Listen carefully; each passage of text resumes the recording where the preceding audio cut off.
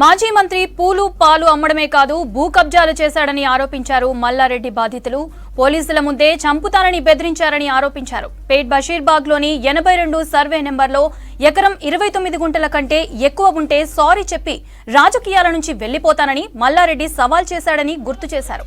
Revenue శాఖ చేసిన సర్వేలో మల్లారెడ్డికి చెందిన ఎకరం 29 గుంటలతో పాటు తమకు 33 గుంటలు కూడా వచ్చిందని చెప్పారు.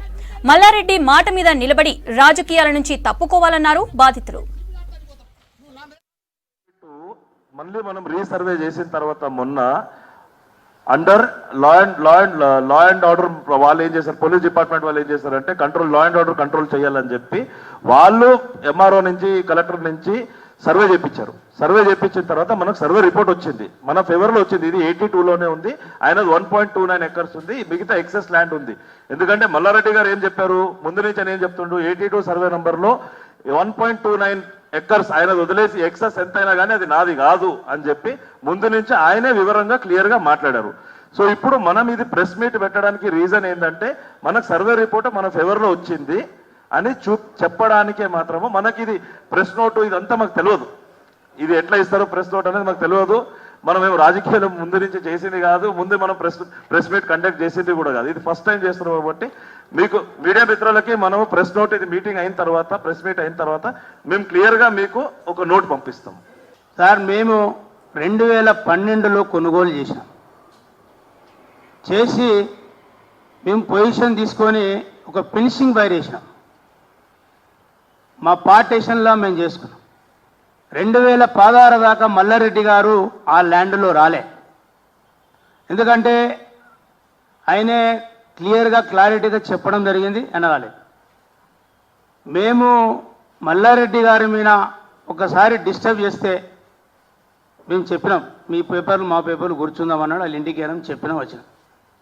సార్ 2016లో ఆయన టీఆర్ఎస్లో జాయిన్ అయిన తర్వాత మా పార్టీషన్ ఏదైతే ఉన్నదో పార్టీషన్ డిస్మటల్ చేసి మమ్మల్ని భయభ్రాంతులకు గురి చేసి మమ్మల్ని ట్రేస్ పాస్ కింద కేసు పెట్టడం జరిగింది.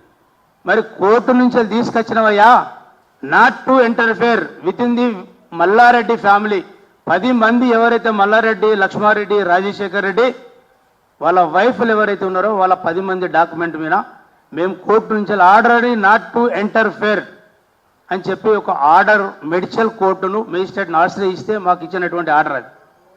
మమ్మల్ని భయభ్రాంతులకు గురి చేసి ట్రేస్ పాస్ పెట్టి మమ్మల్ని భూమిలోకి మళ్ళీ పొంగియకుండా అప్పటి నుండి ఇప్పటి వరకు 2016లో ఏదైతే మేము ఇంజంక్షన్ ఆర్డర్ తీసుకున్నామో నౌ స్టిల్ 2024 వరకు ఉన్నది ఆర్డర్.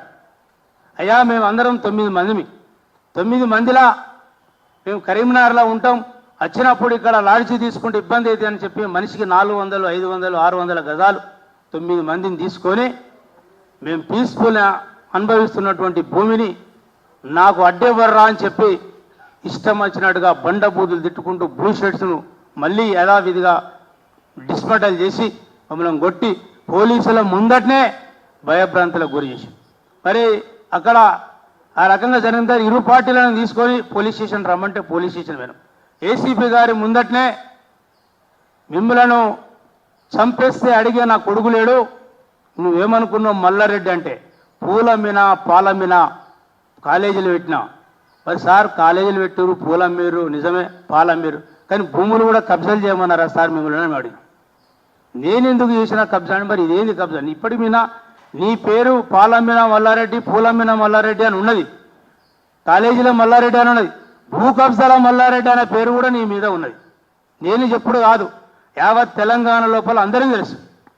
మరి అలాంటప్పుడు మల్లారెడ్డి గారు, రాజశేఖర రెడ్డి గారు దయచేసి మేము కష్టపడ్డ భూమిని కొనుగోలు చేసినటువంటి భూమిని అయ్యా మీరు మంచితనంగా సర్వే వెళ్ళిన తర్వాత మీకు పోలీసుల ముంగట వాంగ్మూలం ఇచ్చిండు, రెవెన్యూల ముంగట వాంగ్మూలం ఇచ్చిండు.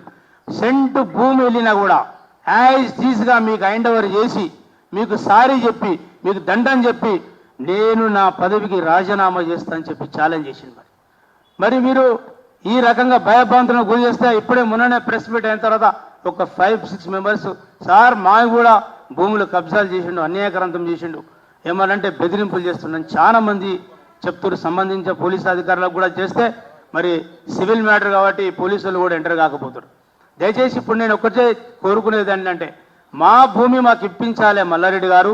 నువ్వు బేషరతుగా ఏదైతే అక్కడ అందరి ముంగట టీవీలలో కూడా చిన్న సెంటు భూమి లేదు, 82 పార్టులో ఎంతైతే వెళ్తుందో ఒక్కొక్కరు 29 గుంటలు ఓను, మిగతా నీదే భూమి అని చెప్పి ఒప్పుకున్నటువంటి మాట మీద నిలబడు, మర్యాదగా నీ పెద్ద మనిషితనాన్ని నిలబెట్టుకో అని చెప్పి